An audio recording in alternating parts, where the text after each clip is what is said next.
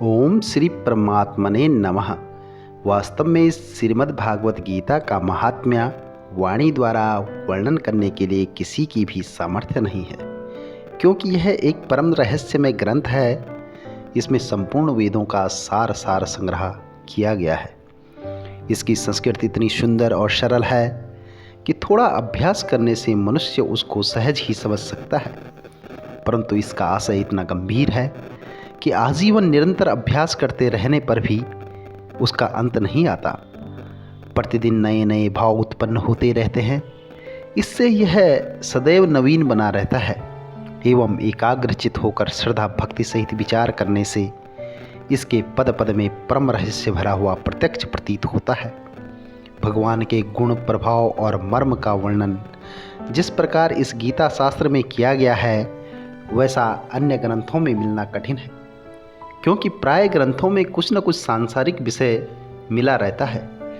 भगवान ने श्रीमद् भागवत गीता रूप का ऐसा अनुपम शास्त्र कहा है कि जिसमें एक भी शब्द सदुपदेश से खाली नहीं है।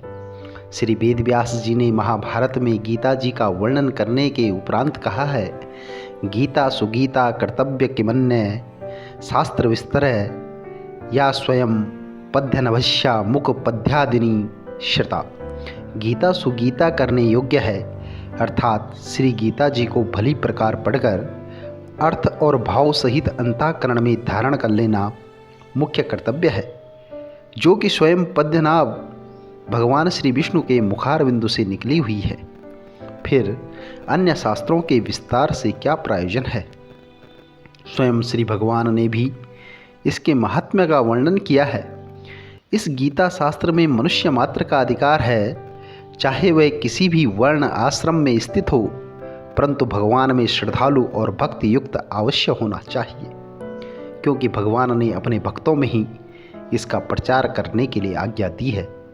तथा यह भी कहा है कि स्त्री, वैश्य, शूद्र और पाप योनि भी मेरे परायण होकर परम गति को प्राप्त होते हैं।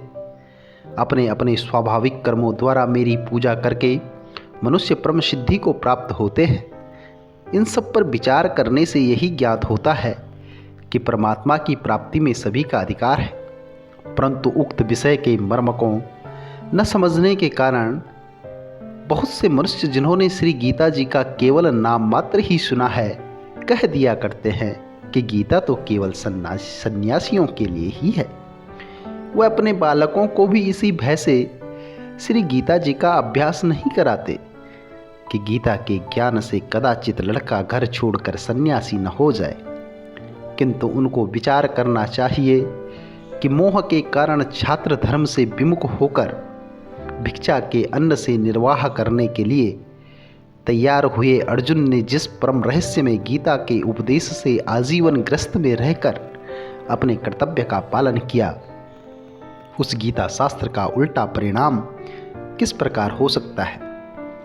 अतएव कल्याण की इच्छा वाले मनुष्य को उचित है कि मोह का त्याग अतिशय श्रद्धा भक्ति पूर्वक अपने बालकों को अर्थ और भाव के सहित श्री गीता जी का अध्ययन कराएं एवं स्वयं भी इसका पठन और मनन करते हुए भगवान के आज्ञानुसार साधन करने में तत्पर हो जाए, क्योंकि अति दुर्लभ मनुष्य शरीर को प्राप्त होकर अपने अमूल्य समय का एक क्षण भी दुख मूलक क्षण भंगुर भोगों के भोगने में नष्ट करना उचित नहीं है।